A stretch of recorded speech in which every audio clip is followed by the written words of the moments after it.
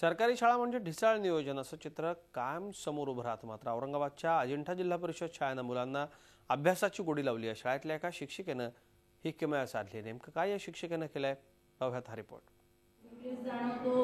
ताप आल्यानंतर शरीराचं पूर्ण रोग लगेच आपल्या गावात पसरतात. विद्यार्थ्यांसमोर त्यांच्या मनोरंजनासाठी बोलक्या बाहुल्यांचा खेळ सुरू आहे असं तुम्हाला वाटत असेल. ही मुलं याचा आनंदही घेत आहेत. मात्र या बाहुल्या त्यांना अभ्यास शिकवतायत.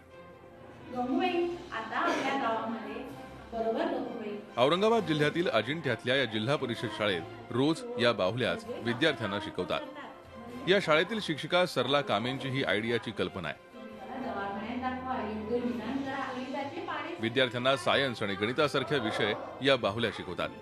सरला कामे या बोलक्या बाहुल्या लीलया सांभाळतात आणि त्या माध्यमातून विद्यार्थ्यांना अभ्यासाचे धडे देतात. कामेंच्या बाहुल्यांच्या खजिन्यात मुलांना आवडणारे छोटा भीम, चिंगी आणि चंगूमंगू असे सगळेच आहेत. यांच्याच साथीनं ही मुलं अभ्यासाचे धडे गिरवतायत. टीव्ही समोर असणारे मुलांचे आवडते कार्टून्स अभ्यासात त्यांची मदत करतायत. त्यामुळे मुलांमध्ये अभ्यासाची गोडी वाढतीये.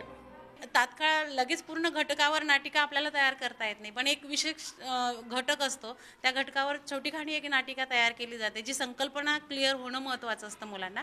ती संकल्पना क्लिअर या बोलक्या बाहुल्यांच्या माध्यमातून अतिशय उत्तम पद्धतीने होत असते.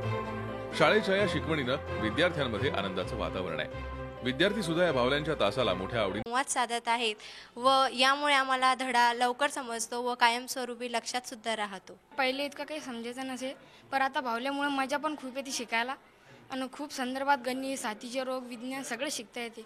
म्हणून आम्हाला खूप छान वाटते. या आगळ्या वेगळ्या शिक्षण पद्धतीमुळे शाळेतील विद्यार्थ्यांची उपस्थिती वाढली आहे.